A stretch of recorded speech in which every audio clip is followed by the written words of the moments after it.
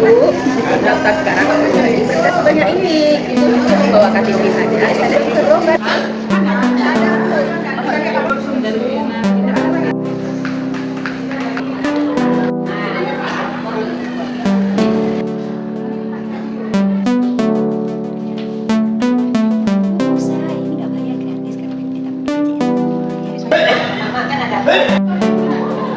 Sekarang ada aplikasi baru namanya Mobil JKR. Ini adalah untuk mempermudah ibu mendaftar berobat bisa di mana saja ibu.